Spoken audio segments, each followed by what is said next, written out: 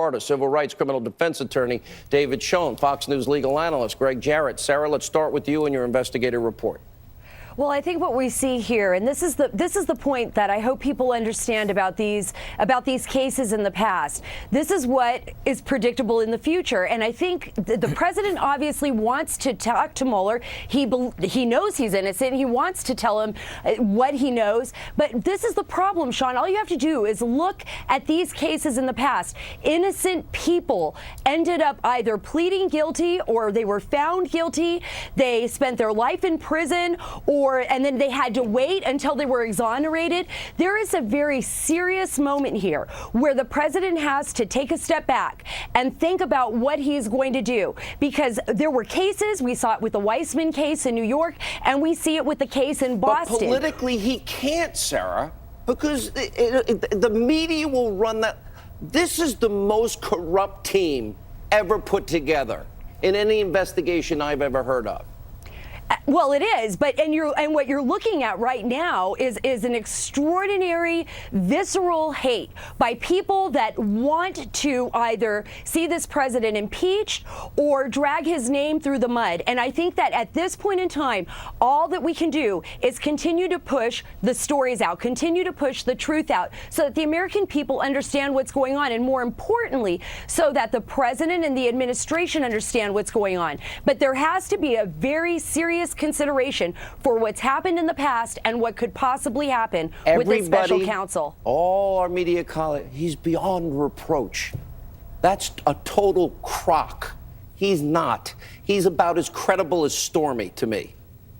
Well, Bob Mueller ruined the credibility of his own and the integrity of his own investigation when he hired clearly a very partisan team to go after and destroy Donald Trump. Now, the good news is DeGeneva and Tenzing are now in there defending the president. They, I expect, will go to Robert Mueller and say, you want to interview the president? You can't force a president to testify about things that are not crimes. Collusion, it's not a crime anywhere in the criminal codes. Obstruction of justice, where's the evidence of that? Hoping that Flynn is cleared? Has the president's attorneys been too timid?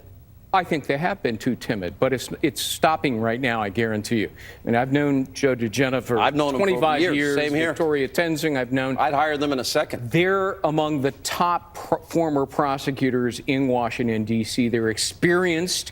Joe was an independent counsel before. He is the right person to counter the thuggish tactics of Bob Mueller and Andrew Weissman. All right, what's your take, David Schoen?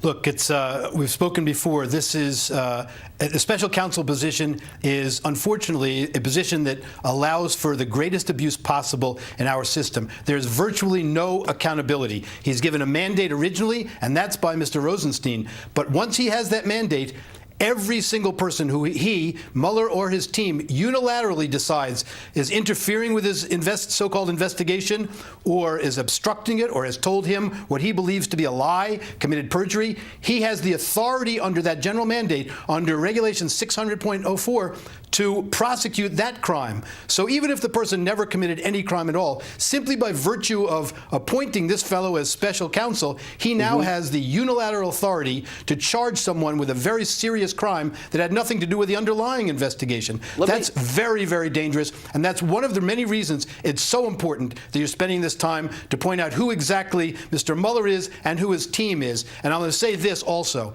The conflicts that mark this team are absolutely astounding. The only reason a special counsel is appointed under the statute, of course, is if there's reason to believe a crime was committed, but if specifically there's a conflict of interest within the Department of Justice. How is it that so many members of this team come directly from the Department of Justice? Where's the second special counsel? All right, let me go to the other aspect, move the ball a little bit, Sara. All right, we know Brennan and Clapper have lied. You're laughing. Greg, we know they've been proven to be liars.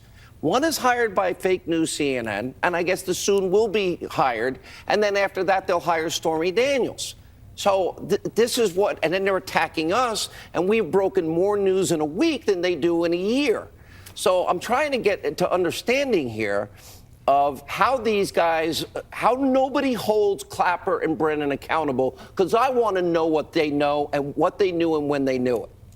Brennan's comments, Sean, are not comments from somebody who's just acting crazy and upset because he's being pointed out or his story's unraveling. They're very, very specific, and they're very, very well planned. He has his own disinformation campaign, and the minute he went on the air and started making up these rumors and these accusations that the Russians must have something on President Trump, he knew exactly what he was doing. He is the former head of the CIA. He was trained for this. Trained to lie? About train at disinformation.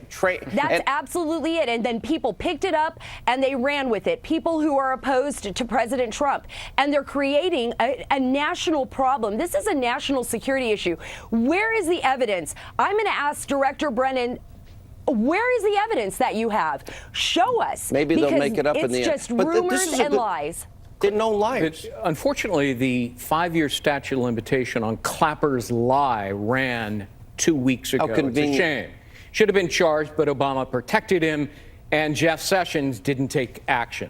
Look, Clapper and Brennan are the two instigators of the phony dossier running all over Washington, D.C. and Capitol Hill, running to the media, going to Congress, pushing what they knew was a fabricated document to damage Trump, to destroy him.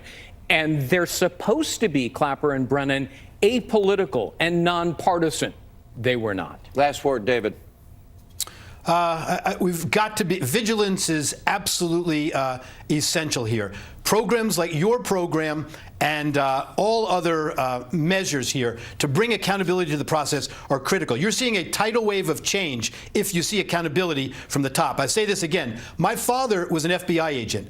FBI agents have been my hero, but there has never been this kind of accountability demanded before, and that's why people are reacting so viscerally, I think, along with the pure unadulterated hatred and anger about the election. All right, great analysis, all three.